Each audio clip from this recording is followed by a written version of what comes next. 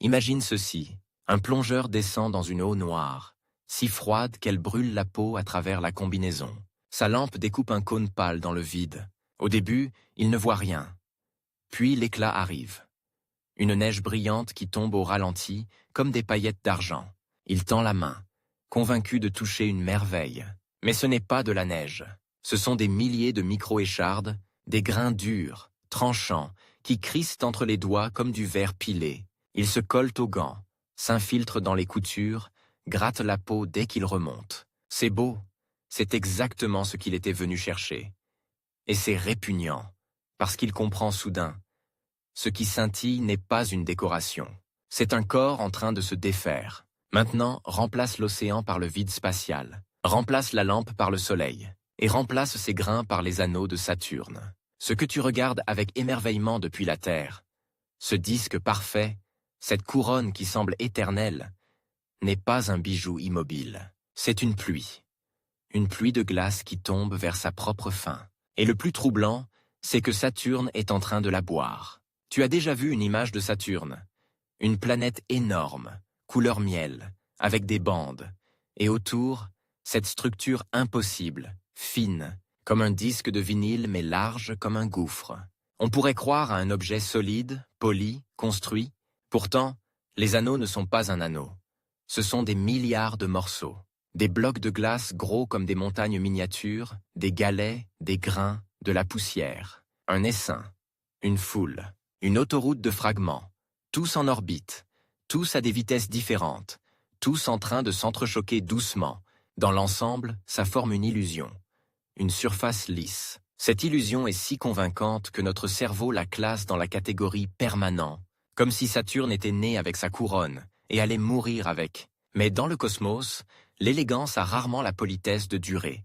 Le premier frisson, celui qui fait basculer l'histoire, vient d'un détail. La glace n'est pas pure, elle est sale.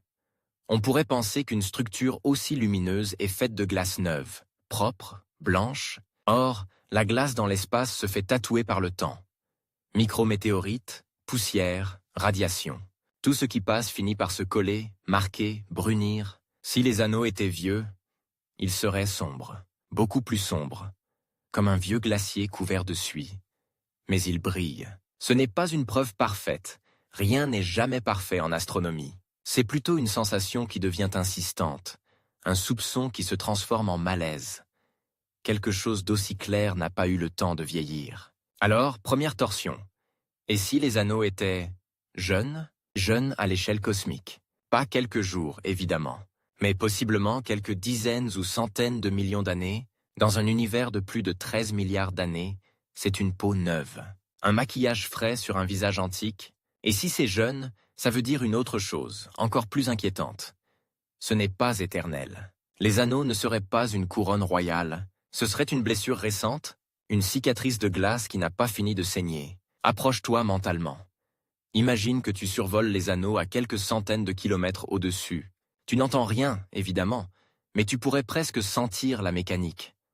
Partout, des particules suivent leur orbite comme des coureurs sur une piste. Sauf que la piste est vivante. Elle se déforme, elle se froisse, elle ondule. Parce que Saturne n'est pas un simple caillou au centre. C'est un monstre gravitationnel, une planète géante avec une rotation rapide, un champ magnétique immense, et surtout une armée de lunes, des lunes qui ne se contentent pas de tourner gentiment autour. Elles tirent, poussent, sculptent. Certaines sont des bergers. Elles gardent les bords des anneaux comme des chiens de troupeau. D'autres creusent des sillons, ouvrent des divisions, déclenchent des vagues. Le résultat est sublime. Mais derrière le sublime, il y a une violence lente. Chaque collision entre particules transforme un tout petit peu d'énergie ordonnée en chaleur. Chaque frottement, chaque choc, enlève un fragment d'élan. Ça ne fait pas exploser l'ensemble, non. Ça le fait s'affaisser, se tasser, se réorganiser, comme une foule dans un couloir trop étroit. Au début, ça coule, puis ça coince, puis ça se compresse. Et là vient la deuxième torsion. La vraie menace n'est pas seulement les anneaux s'éparpillent. La vraie menace, c'est les anneaux tombent. Tomber où? Vers Saturne? On appelle ça une expression qui sonne presque jolie, presque poétique. Mais elle devrait faire un peu peur. La pluie d'anneaux.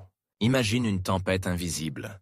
Pas des gouttes d'eau, mais des grains de glace chargés électriquement, aspirés le long des lignes du champ magnétique de Saturne, comme si la planète tendait des doigts invisibles et attrapait des flocons pour les tirer vers elle. Et ces flocons, en arrivant, se vaporisent, se fragmentent, deviennent un mélange de glace, de poussière, de molécules.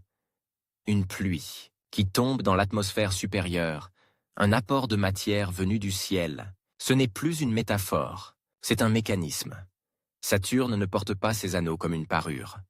Saturne les mange. Tu pourrais te dire, bon, d'accord, une petite pluie, ça ne va pas faire disparaître un système gigantesque? C'est là que l'histoire devient serrée, presque claustrophobe, parce que ce qui semble petit à l'échelle d'une seconde devient monstrueux à l'échelle du temps. Prends une baignoire, perce un trou minuscule. Au début, tu ne t'inquiètes pas, c'est juste un filet. Tu vas chercher une serviette, tu reviens, et la baignoire a baissé. Puis encore, le trou n'a pas changé, c'est juste le temps qui s'est mis à travailler pour lui. Les anneaux, c'est une baignoire de glace, et Saturne, c'est le trou. Mais ce trou n'est pas un simple trou. C'est un réseau de forces. Gravité, champ magnétique, rayonnement solaire, interaction électrostatique, influence lunaire. Tout ce qui peut donner un petit coup de pouce à une particule pour qu'elle sorte de l'équilibre. Et il suffit qu'une particule sorte un peu de la danse, qu'elle descende légèrement, qu'elle perde une infime portion d'altitude, pour que le reste de la physique prenne le relais. Plus près de Saturne, la gravité est plus forte, la vitesse orbitale change. Les collisions augmentent, les trajectoires se perturbent. Un glissement devient une pente devient une chute. Ce qui est terrifiant, c'est que la beauté des anneaux vient de leur finesse. Ils sont larges, oui, incroyablement larges, mais minces. Une feuille, un voile, un plan. Et un voile, ça s'effiloche. Pour sentir le drame, pense à un objet très simple. Un disque de glace tournant autour d'un aimant géant. Ce disque n'est pas isolé. Le Soleil envoie un vent de particules chargées. Saturne possède un champ magnétique qui piège et accélère des électrons et des ions. Les particules des anneaux, elles, se chargent aussi. Elles gagnent ou perdent des électrons. Une poussière peut devenir un petit grain électrisé. Et un grain électrisé n'obéit plus uniquement à la gravité. Il commence à sentir la force du champ magnétique. Ça ne veut pas dire qu'il s'envole comme un ballon. Ça veut dire qu'il se met à dériver imperceptiblement, à tomber le long de routes invisibles, à quitter la piste. Et plus un système est dense, plus les collisions transforment ces dérives en désordre. Tu vois déjà le tableau.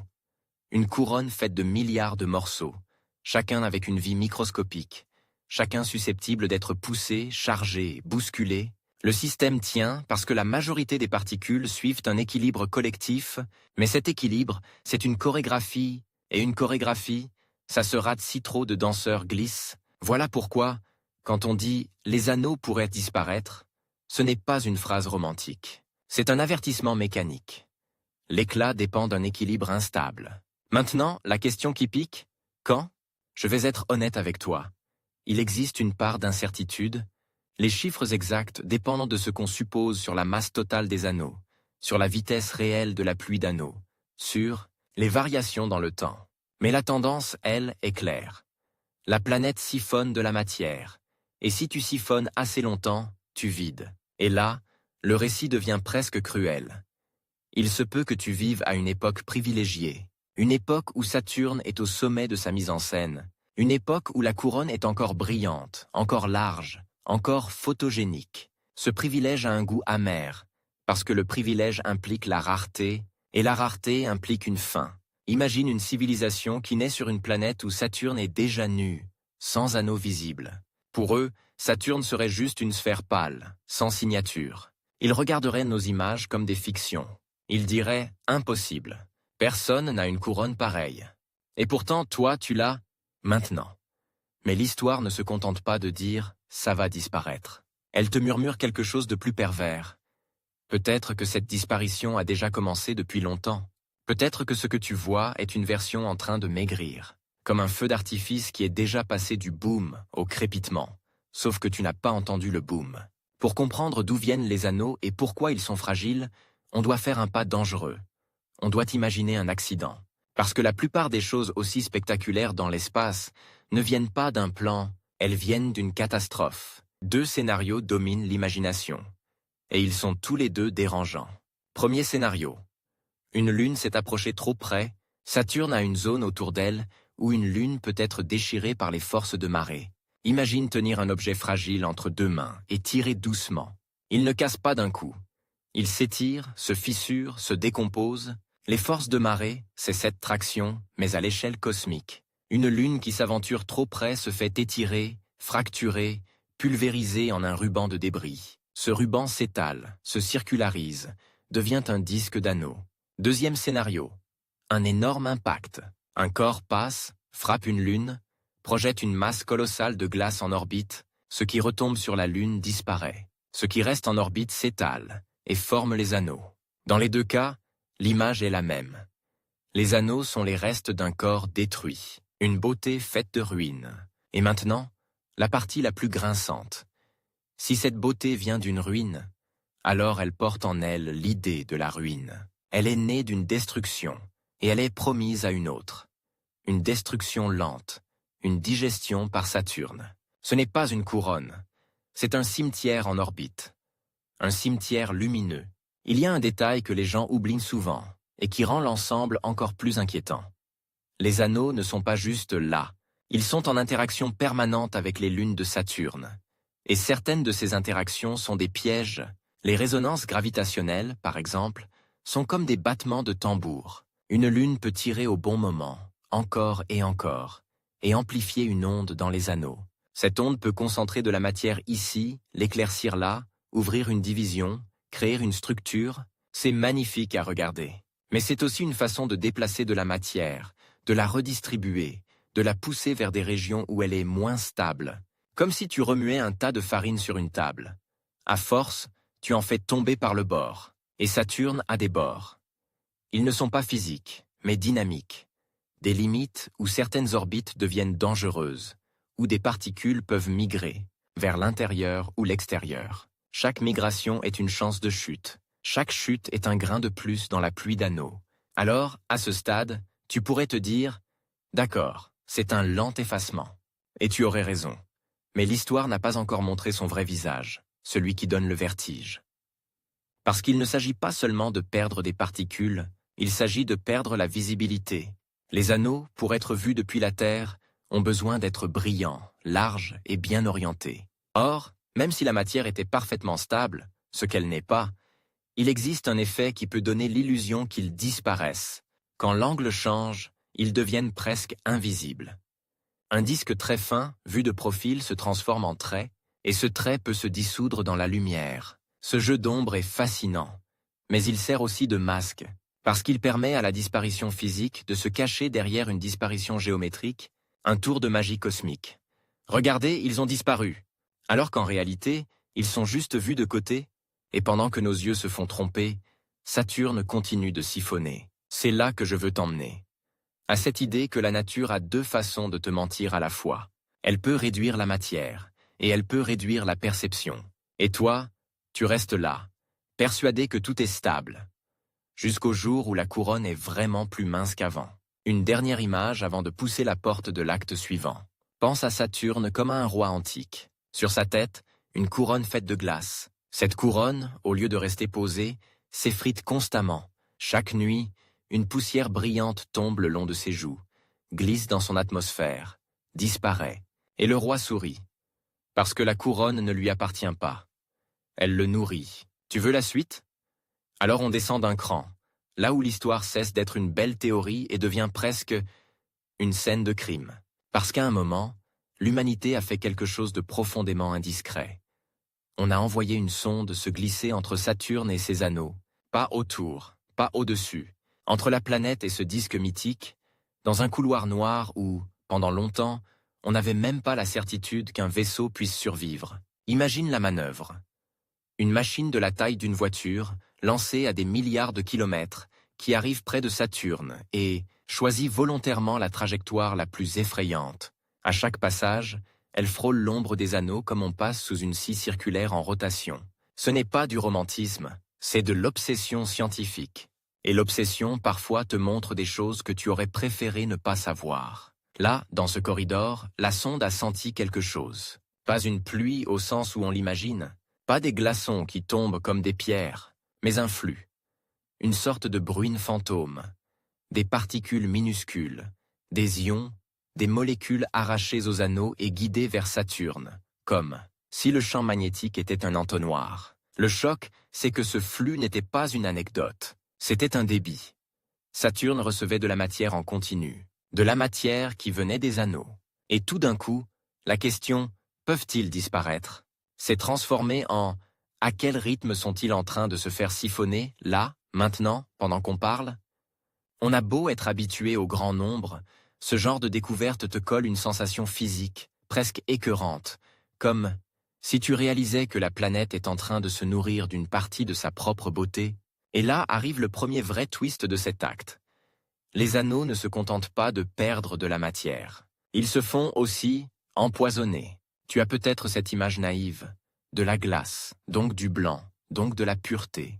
Mais les anneaux vivent dans un environnement sale. L'espace n'est pas un temple stérile, c'est un champ de tir. Des micrométéorites, parfois plus petites qu'un grain de sable, frappent les particules des anneaux à des vitesses absurdes. Chaque impact est minuscule, mais c'est un coup de couteau répété des milliards de fois, et ces impacts font deux choses terribles. Ils pulvérisent, ils transforment des morceaux en poussière, et la poussière, elle, se laisse plus facilement pousser par les forces électriques et le plasma, donc elle migre. Elle tombe, elle se fait aspirer, ils salissent. Ils mélangent à la glace des matériaux plus sombres, plus rocheux, plus bruns. Imagine une neige fraîche sur laquelle on jette constamment de la cendre. Au début, tu ne vois presque rien, puis la blancheur perd sa violence, puis elle jaunit, puis elle grise. Et un jour, tu ne reconnais plus la neige. Tu n'as plus qu'une boue froide. Les anneaux brillent, parce qu'ils sont encore très riches en glace claire. Donc soit ils se renouvellent d'une manière ou d'une autre, soit ils n'ont pas eu le temps d'être complètement contaminés, et c'est là que l'angoisse se précise. Ils ne peuvent pas être à la fois extrêmement lumineux, étaient exposés à ce bombardement éternel. Pendant des milliards d'années, sans devenir visiblement plus sombres, tu sens le piège? La beauté elle-même devient une horloge. Chaque scintillement est un tic-tac, mais l'histoire n'est pas si simple. Parce qu'il existe une autre idée qui vient percuter celle d'une disparition inévitable et linéaire, une idée qui ressemble à un coup de théâtre, presque une échappatoire. Et si Saturne avait un robinet? Et si, d'une manière tordue, les anneaux pouvaient être réalimentés? C'est ici que les lunes entrent à nouveau. Non plus comme des sculpteurs, mais comme des complices. Certaines lunes, en particulier dans le système saturnien, sont des machines à produire de la matière. Geysers, panaches, jets de glace, poussière projetée. Certaines expulsent, sans le vouloir, des grains et des molécules dans l'espace. Et cette matière peut alimenter des anneaux plus diffus, plus faibles, comme des halos. Ça donne l'impression d'un cycle. Une partie tombe, une partie est ressemée. Sauf que ce robinet ne remplit pas la même baignoire. Les anneaux principaux, ceux qui te coupent le souffle sur une photo, ne se remplissent pas facilement comme une fontaine. Ce sont des structures massives, très spécifiques, très denses. Ce n'est pas un nuage qu'on peut souffler et recréer du jour au lendemain à l'échelle astronomique. Pour reconstruire une couronne aussi spectaculaire, il faut une quantité de matière énorme, pas une poussière, une catastrophe. Donc le robinet peut exister pour des anneaux secondaires, pour des voiles, pour des brumes, mais pour la grande couronne, il ressemble davantage à une perfusion qui ralentit l'hémorragie, sans pouvoir réparer la plaie. Et cette nuance est glaçante, parce qu'elle rend l'histoire plus tragique. Même les mécanismes de renouvellement ne restaurent pas ce que tu aimes. Ils ne font que retarder la perte. À présent, je veux que tu vois les anneaux non plus comme un seul objet, mais comme un territoire. Un territoire avec des régions, des frontières, des tensions internes, des zones de turbulence. Il y a des endroits où la matière est si dense qu'elle se comporte presque comme un fluide granuleux. Pas de l'eau, non. Un océan de morceaux qui s'entrechoquent et se tassent. Et dans cet océan, apparaissent des phénomènes qui ressemblent à des signes vitaux sur un moniteur. Vagues, spirales, ondulations, compressions. Parfois, ces ondulations se transforment en structures si nettes qu'on dirait des empreintes de quelque chose de vivant. Des propellés, par exemple, des formes en hélice, créées quand un objet un peu plus gros, un embryon de lune caché dans la masse, perturbe les particules autour de lui. Tu ne vois pas l'objet directement, tu vois sa trace, comme un requin sous la surface. Tu ne vois pas sa peau, tu vois l'eau qui se déforme. Et là, un frisson supplémentaire. Les anneaux ne sont pas seulement en train de mourir, ils sont aussi, par endroits, en train d'essayer de donner naissance. Oui, des grains s'agglomèrent, des blocs s'attirent, des fragments se collent. Puis un passage un peu trop près d'une zone instable, une traction de marée, une collision. Et tout se défait. C'est un monde où la matière tente constamment de devenir quelque chose, et où la planète lui rappelle brutalement qu'elle a le droit de l'empêcher. Création, destruction, création, destruction. Le système est un cœur qui bat, mais un cœur épuisé. Et maintenant, deuxième twist majeur. Ce qui pourrait faire disparaître les anneaux n'est pas forcément leur perte totale. C'est aussi leur transformation, parce qu'il y a une différence entre « il n'y a plus de matière » et « la matière n'est plus spectaculaire ». Si tu dilues un anneau dense en un anneau plus diffus, tu n'as pas effacé la matière. Tu as effacé la magie. Les anneaux brillent parce que, dans certaines régions, ils sont denses et réfléchissent beaucoup de lumière. Si, avec le temps, la matière se disperse, se mélange, se salit, se répartit autrement, tu obtiens quelque chose de plus fantomatique, une structure qui existe, mais que l'œil humain ne lit plus comme une couronne. C'est comme un parfum. Tant qu'il est concentré, il te frappe. Quand il est dilué dans une grande pièce, il est toujours là. Mais tu le cherches, tu doutes, tu finis par dire « il n'y a rien ». Alors que si, il y a juste une absence d'impact. Et c'est ça, au fond, la disparition la plus cruelle. Pas l'anéantissement, mais l'effacement de l'évidence. Il existe un autre mécanisme, plus discret et plus vicieux encore. Le transport balistique. Imagine un impact de micrométéorites sur un bloc de glace. Ça arrache des particules. Certaines retombent presque au même endroit, d'autres sont projetées et retombent ailleurs, un peu plus loin, parfois plus près de Saturne, parfois plus loin. Ce n'est pas un grand saut spectaculaire, c'est un grésillement de déplacement. Mais répète ce processus sur des millions d'années, avec des milliards d'impacts, et tu as un tapis roulant. De la matière se déplace de manière cumulative. Les zones denses peuvent perdre de la matière. Les zones plus faibles peuvent en gagner. Des frontières se déplacent, des régions s'épaississent, d'autres se décharpent.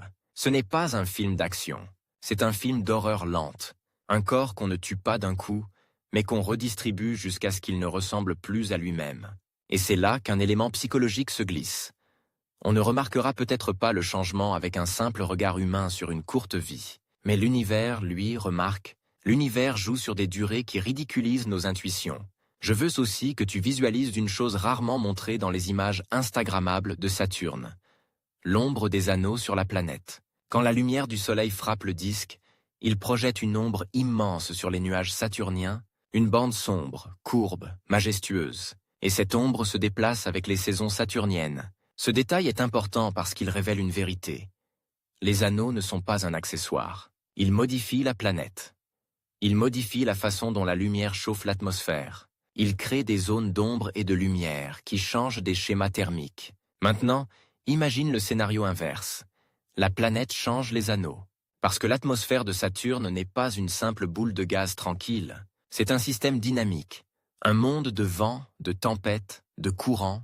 Tout ce qui tombe dedans est avalé, mélangé, transformé. La matière des anneaux qui tombe devient une partie de Saturne, comme si la planète absorbait lentement sa propre auréole pour se resculpter. Ce n'est pas seulement une perte de beauté, c'est une fusion, une assimilation. Et il y a quelque chose de dérangeant là-dedans.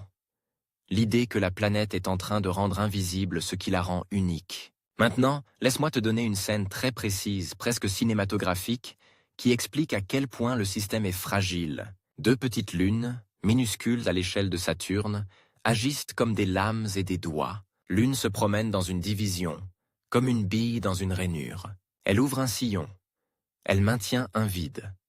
Elle garde une frontière. Une autre, à peine plus loin, passe près d'un bord d'anneau et déclenche des vagues verticales, des crêtes et des vallées de particules, qui s'élèvent et s'abaissent. On pourrait croire à des vagues d'océan, sauf que ce sont des vagues de pierres et de glace dans le vide. Le plus troublant, c'est que ces vagues montrent que les anneaux ont une épaisseur, et que cette épaisseur n'est pas toujours stable.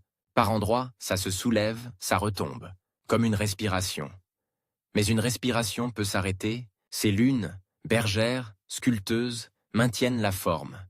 Et en même temps, elles la stressent, elles confinent, elles compressent, elles excitent.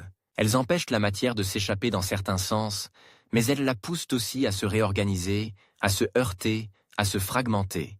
Tu vois la contradiction? Ce qui préserve le dessin participe aussi à l'usure.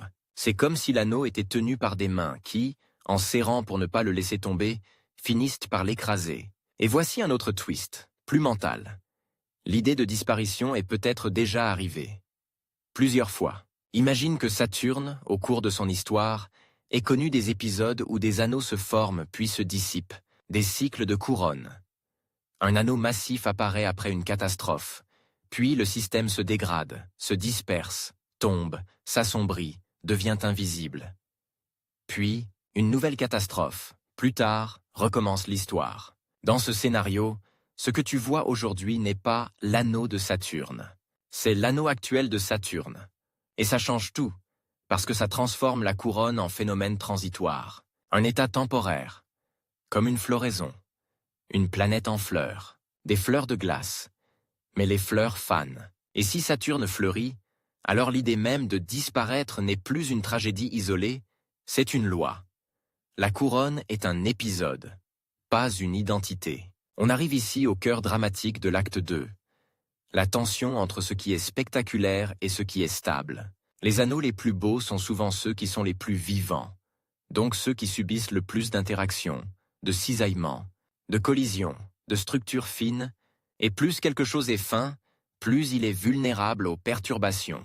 C'est comme un château de sable sculpté avec une précision folle. Plus il est détaillé, plus il s'effondre facilement. Alors la question devient presque intime. Est-ce qu'on peut aimer quelque chose qui n'est beau que parce qu'il est en train de se détruire? Parce que oui, cette blancheur, ces divisions nettes, ces motifs, ces vagues, sont aussi des symptômes, des signes que le système est en mouvement, donc qu'il peut évoluer vers une forme moins spectaculaire. Et quelque part, ça donne la nausée. On admire une chose dont la perfection repose sur une instabilité, comme regarder une lame parfaitement affûtée et réaliser qu'elle est en train de rouiller, et juste avant de basculer vers la partie suivante, je veux te laisser avec une image qui colle à la peau. Imagine que tu puisses accélérer le temps. Tu regardes Saturne au télescope, 1 minute passe. Rien. 1 heure. Rien. 1 siècle. Presque rien. Mais si tu compresses des millions d'années en quelques secondes, alors tu verrais quelque chose d'épouvantablement beau. Le disque s'amincit. Les zones brillantes se ternissent comme une photo qui brûle au soleil. Les divisions se déplacent, des structures apparaissent, puis se dissolvent. Et surtout, une fine brume tombe vers la planète, en continu, comme si Saturne portait une couronne qui se transforme en poussière entre ses doigts. Et à la fin, tu ne verrais pas une explosion. Tu verrais un silence. Une planète qui tourne, calme, presque indifférente, avec un souvenir d'anneau devenu une ombre trop fine pour être remarquée. Alors, on pousse encore plus loin, là où l'histoire devient non seulement cosmique, mais personnelle. Parce que la disparition des anneaux n'est pas un événement abstrait, elle a une mise en scène. Elle a des dates, des angles, des instants où le ciel te fait croire, très concrètement, que la couronne s'est évanouie. Imagine une nuit d'observation parfaite. Tu sors, tu lèves les yeux, tu pointes ton télescope. Tu t'attends à l'évidence. Le disque, la signature de Saturne, ce wow automatique. Et là, tu vois quoi? Presque rien, juste une petite planète ovale. Un trait très fin, parfois même pas un trait. Juste un soupçon de lumière étirée, comme une cicatrice sur une boule d'ambre. Tu clignes des yeux, tu touches le réglage, tu te dis que c'est ton instrument. Tu recommences, toujours pareil, et c'est là que le malaise prend la forme la plus sournoise. Saturne peut te donner l'impression d'avoir déjà perdu ses anneaux, même quand ils sont encore là, parce que les anneaux sont si minces que, vus exactement par la tranche, ils deviennent presque invisibles. Ce n'est pas une disparition de matière, c'est une disparition de géométrie, un tour de passe-passe astronomique. Mais voici le twist. Ce tour de passe-passe n'est pas qu'un jeu d'optique. Il a des conséquences. Il change ce qu'on peut mesurer, ce qu'on peut observer, et il peut masquer, pendant un temps, la vraie disparition physique, comme si l'univers avait inventé une façon de cacher un meurtre derrière une illusion. Tu vois la scène? La pièce est plongée dans le noir. Tu ne vois plus le corps. Mais le corps saigne encore. Pour sentir la violence de ce mécanisme, pense à une feuille de papier. De face, elle est évidente. Une surface, de profil, elle n'a plus de surface. Elle devient une ligne. Et une ligne, sous la turbulence de l'air, sous la moindre vibration, devient difficile à suivre. Les anneaux, c'est ça, un disque immense, mais une épaisseur dérisoire à l'échelle de son diamètre. Et quand l'angle se ferme, ils cessent d'être une structure et deviennent une condition de lumière. Et c'est ici qu'on arrive à un point profondément cinématographique. Saturne vit des saisons, et ces saisons changent l'orientation. Des anneaux par rapport à nous, à certains moments, ils sont ouverts, grandioses, comme un éventail. À d'autres, ils se ferment, se resserrent, et l'éventail devient une lame. Cette alternance a déjà fasciné des générations. L'anneau disparaît, puis revient, puis disparaît. Comme un cœur qui se cache derrière des côtes. Mais, et c'est là l'angoisse, si l'anneau physique est en train de perdre de la matière, alors chaque retour pourrait être un peu moins impressionnant que le précédent. Un peu moins brillant, un peu plus mince, un peu plus sale. Et toi, tu n'as pas forcément de mémoire assez longue pour le sentir. L'univers, lui, a tout le temps. Maintenant, je vais te faire une proposition qui change le goût de toute l'histoire. Et si la disparition n'était pas douce? On imagine souvent une lente extinction, une baisse régulière, une courbe tranquille. Or, la dynamique d'un système comme les anneaux peut avoir des phases, des accélérations, des moments où un équilibre cède, parce que les anneaux ne sont pas un nuage uniforme. Ils sont structurés en régions, et ces régions sont maintenues par des résonances, des frontières, des lunes bergères. Si l'une de ces contraintes change, même légèrement, la redistribution de matière peut s'accélérer. Et comment une contrainte peut-elle changer?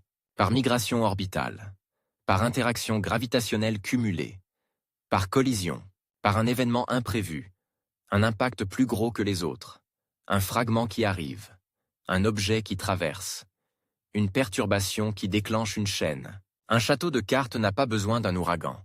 Il a besoin d'un doigt au bon endroit. Le twist ici, c'est que disparaître peut être progressif pendant longtemps, puis devenir plus rapide sur une période relativement courte à l'échelle astronomique, comme une glace qui fond lentement, puis soudain se fissure et s'effondre, et ce genre de scénario te donne une sensation déplaisante. Tu peux vivre très proche d'un seuil, sans le savoir. Tu peux admirer une couronne qui tient, alors qu'elle est déjà au bord d'une réorganisation majeure. Mais je veux maintenant t'emmener dans un endroit encore plus étrange.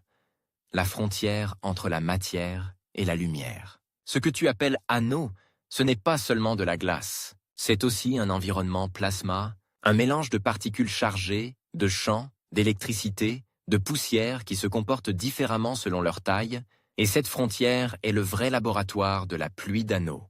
Parce qu'une particule de taille différente n'a pas le même destin. Un gros bloc de glace, lourd, est dominé par la gravité.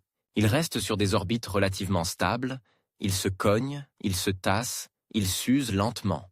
Une poussière fine, en revanche, est facilement chargée, elle colle au champ magnétique, elle se fait attraper par des lignes invisibles et dérive. Elle peut quitter l'anneau, s'échapper ou tomber. Et quand elle ne tombe pas forcément comme une pierre. Elle tombe comme une fumée guidée.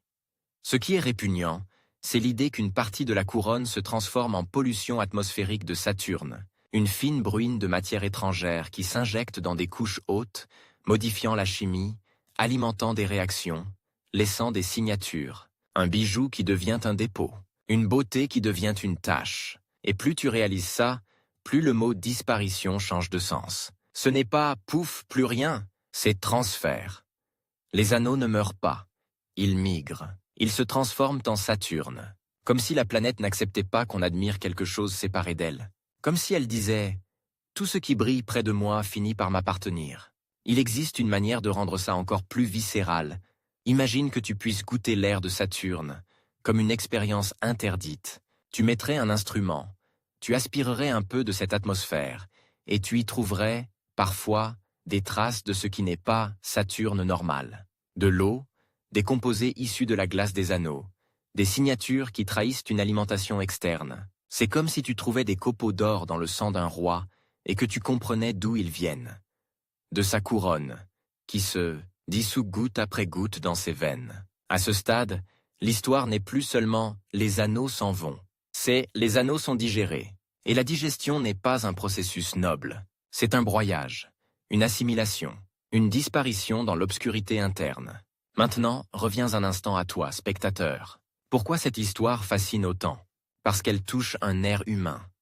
La peur de perdre ce qui rend une chose unique. Saturne sans anneau, c'est comme un lion sans crinière, un phare sans lumière, un masque sans visage. Ce n'est pas que la planète deviendrait moche, elle deviendrait ordinaire, et l'univers adore rendre les choses ordinaires. C'est même l'une de ses spécialités. Mais voici le twist psychologique.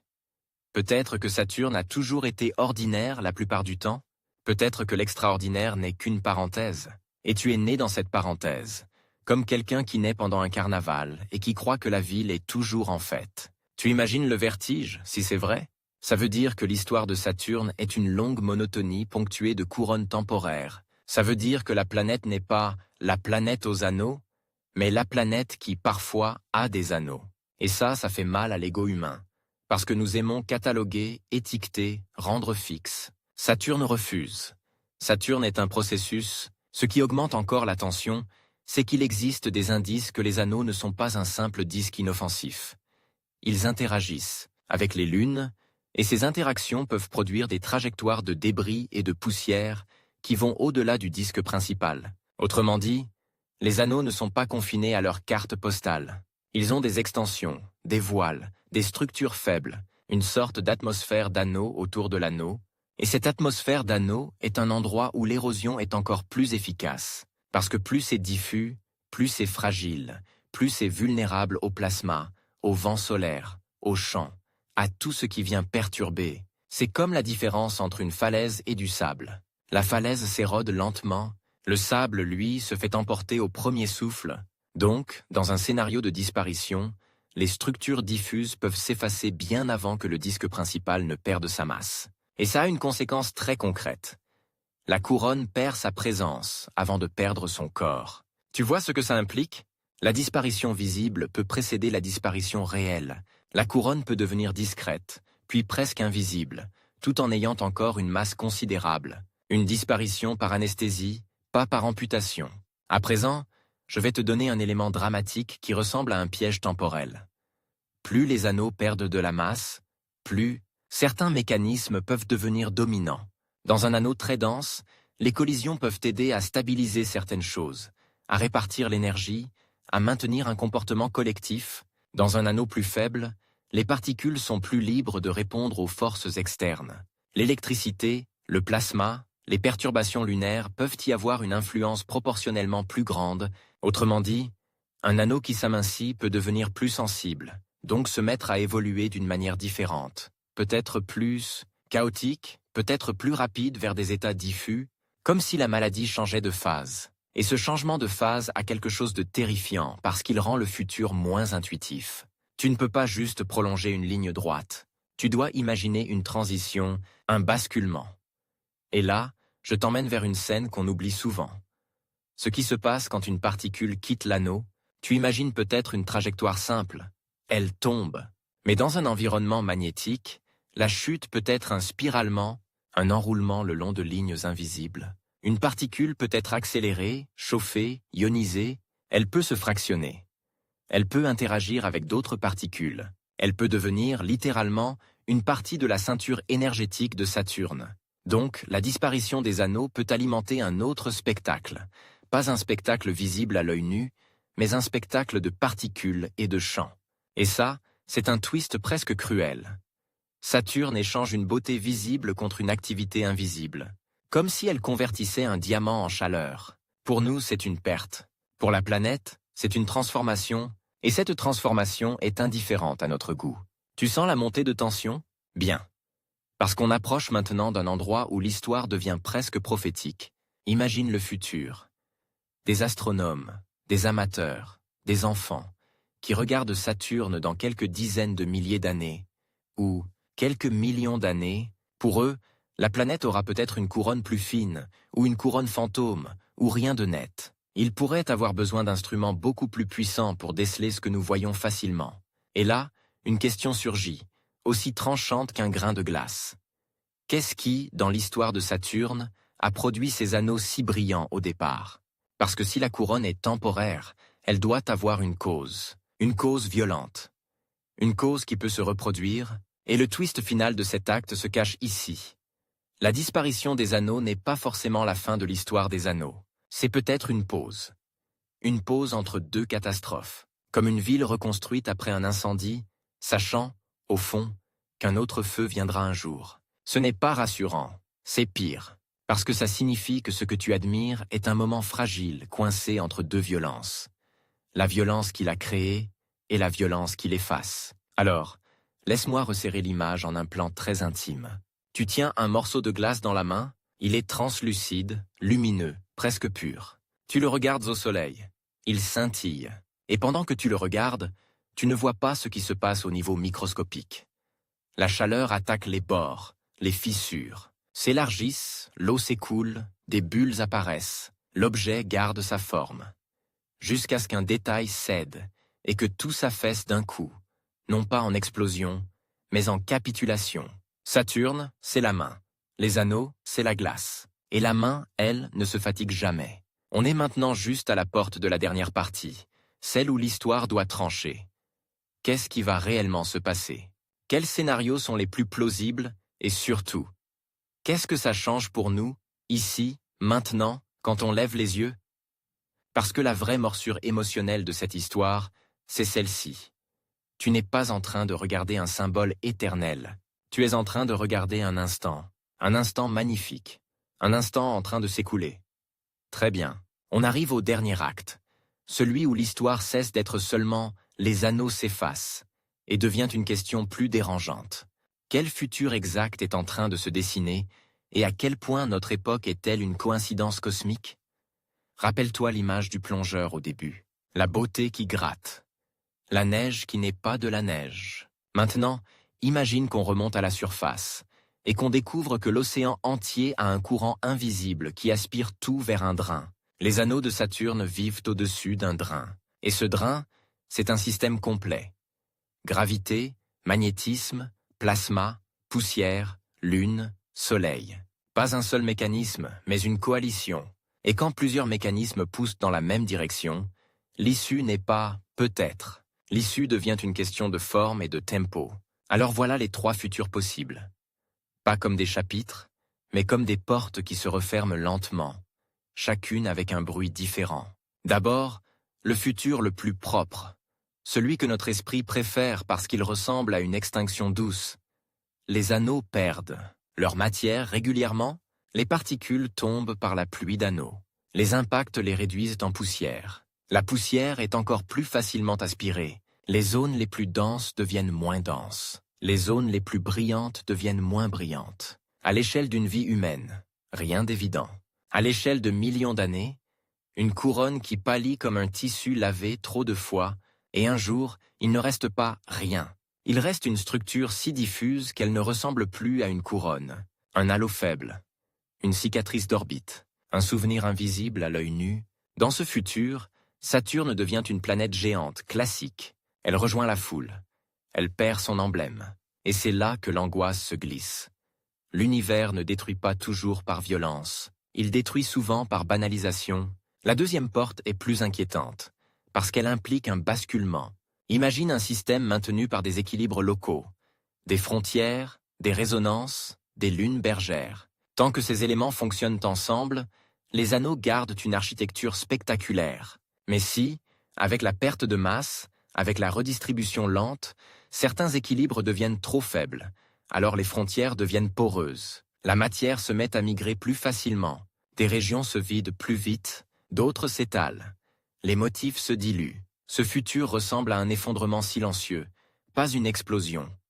Une coulée générale, comme une digue qui commence à suinter, puis qui cède en plusieurs endroits à la fois, et la sensation est horrible, parce que ça veut dire que l'événement n'est pas un point unique, mais une cascade, un système qui passe d'un état à un autre, un anneau qui devient un nuage, une couronne qui devient une brume. Et c'est aussi une disparition, parce que l'être humain aime les formes nettes. Or, dans un nuage, tout est vrai et rien n'est évident. La troisième porte est la plus dramatique, la plus cinéma, celle qui ressemble à un retour de la catastrophe originelle. Un gros impact, un objet qui traverse, une collision plus grande que la normale, un fragment qui vient de loin, croise le système et déclenche un désordre local suffisamment fort pour modifier l'évolution globale. C'est rare, c'est incertain, mais c'est le genre d'événement qui peut redistribuer de la matière, créer de nouvelles structures, épaissir temporairement certaines régions, ou au contraire accélérer l'éparpillement en brisant de gros blocs en poussière. Et là, twist cruel. Un impact pourrait à la fois rafraîchir visuellement certains endroits et accélérer la perte totale, comme maquiller un visage en train de se dissoudre. Tu aurais un court moment de beauté renouvelée, suivi d'une chute plus rapide, parce que la poussière tombe mieux que les blocs. C'est le genre de futur qui te fait comprendre que l'univers n'a pas notre sens de la narration. Il n'offre pas une fin juste, il offre des mutations. Maintenant, je veux que tu sentes une idée qui change tout. Les anneaux de Saturne ne sont pas juste une curiosité. Ils sont un indice, une preuve que les systèmes planétaires peuvent être transitoires, même quand ils semblent stables. Et si tu comprends ça, alors Saturne devient un miroir. Il te montre une vérité sur notre obsession de l'éternité. On aime croire que ce qui est grand dure, que ce qui est beau reste, que ce qui est iconique est protégé par son propre prestige.